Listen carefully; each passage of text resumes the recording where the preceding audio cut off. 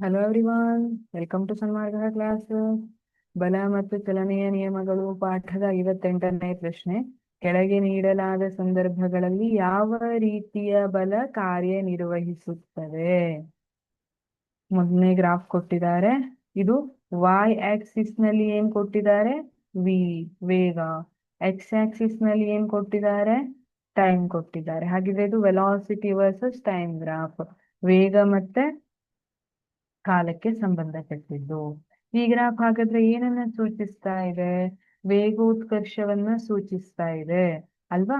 ಹಾಗಿದ್ರೆ ಇಲ್ಲಿ ನೋಡಿ, ಇದು ಸರಳ ರೇಖೆ ಇರೋದ್ರಿಂದ, ನೇರವಾದಂತಹ ರೇಖೆ ಇರೋದ್ರಿಂದ ಇದು ಸಮಯ ಹೆಚ್ಚಾದಂತೆ ಅಥವಾ ಸಮಯ ಮುಂದುವರೆದಂತೆ ವೇಗ ಕೂಡ ಹೆಚ್ಚಾಗ್ತಾ ಇದೆ. ಸ್ಥಿರ ವೇಗೋತ್ಕರ್ಷವನ್ನ ಸೂಚಿಸ್ತಾ ಇದೆ.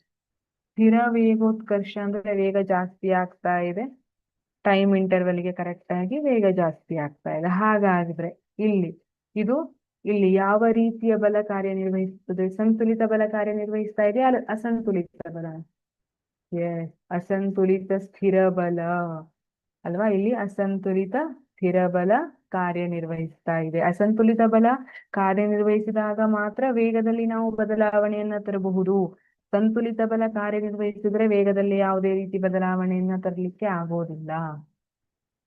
ಎರಡನೇದನ್ನ ನೋಡಿ, ಇದು ಕೂಡ ವೆಲಾಸಿಟಿ ವರ್ಸಸ್ ಟೈಮ್ ಗ್ರಾಫ್ ಇದೆ. ಇಲ್ಲಿ ಟೈಮ್ ಪಾಸ್ ಆಗ್ತಾ ಹೋದ್ರೂ ಕೂಡ ವೆಲಾಸಿಟಿ ವೇಗ ಏನಿದೆ ಸ್ಥಿರವಾಗಿದೆ. ನೋಡಿ, ಇಲ್ಲಿ ಬೇಕಾದ್ರೆ 1 ಸೆಕೆಂಡ್ ಇರ್ಬೋದು, ಇದು 2 ಸೆಕೆಂಡ್, ಇದು 3 ಸೆಕೆಂಡ್. ನೀವು ಯಾವುದೇ ಟೈಮ್ ಅಲ್ಲಿ ನೋಡಿದ್ರು ವೇಗ ಹೆಚ್ಚು ಆಗ್ತಾ ಇಲ್ಲ, ಕಡಿಮೆನೂ ಆಗ್ತಾ ಇಲ್ಲ, ಸ್ಥಿರವಾಗಿದೆ. 1 ಸೆಕೆಂಡ್ ಅಲ್ಲಿ ಎಷ್ಟಿತ್ತು? ಇದನ್ನ ತಗೊಳ್ಳೋಣ, 50 metre per okay velocity 50 metre per second ಅಂತ ತಗೊಳ್ಳೋಣ. 1 ಸೆಕೆಂಡ್ ನಲ್ಲಿ 50 ಮೀಟರ್ ಪರ್ ಸೆಕೆಂಡ್ ಇತ್ತು. 2 ಸೆಕೆಂಡ್ಗೂ ಕೂಡ ಅಷ್ಟೇ ಇದೆ. 3 ಸೆಕೆಂಡಿಗೆ ಅದೇ ತರ ಟೈಮ್ ಮುಂದುವರಿತಾ ಹೋದಂಗೆ ಕೂಡ ಅಷ್ಟೇ ಇದೆ, ಕಾನ್ಸ್ಟೆಂಟ್ ಆಗಿದೆ. ಹಾಗಿದ್ರೆ ಇಲ್ಲಿ ಯಾವ ರೀತಿಯ ಬಲ ಕಾರ್ಯನಿರ್ವಹಿಸ್ತಾ ಇದೆ? ಇಲ್ಲಿ ವಸ್ತುವಿನ ಮೇಲೆ ಕಾರ್ಯನಿರ್ವಹಿಸುವ ನಿವ್ವಳ ಬಲವು ಶೂನ್ಯವಾಗಿರುತ್ತದೆ. ಎಷ್ಟೇ ಬಲ ವಸ್ತುವಿನ ಮೇಲೆ ವರ್ತಿಸ್ತಾ ಇದ್ರು ನಿವ್ವಳ ಬಲ ಏನಿರುತ್ತೆ, ರಿಸಲ್ಟೆಂಟ್ ಫೋರ್ಸ್ ಏನಿದೆ ಅದು ಶೂನ್ಯವಾಗಿರುತ್ತೆ.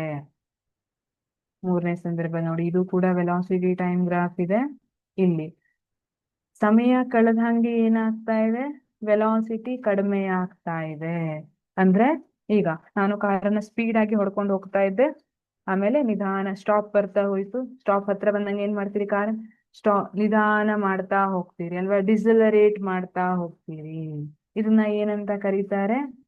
ಅಸಂತುಲಿತ ಹಿಮ್ಮೆಟ್ಟಿಸುವ ಬಲ. ಹಿಮ್ಮೆಟ್ಟಿಸುವ ಬಲ ಡಿಸಲರೇಷನ್ ಅಂತ ಹೇಳ್ತಾರೆ. ಯಾಕೆ ಇಲ್ಲಿ ಹಿಮ್ಮೆಟ್ಟಿಸುವ ಬಲ ಅಂತ ಹೇಳ್ತಿದ್ದಾರೆ?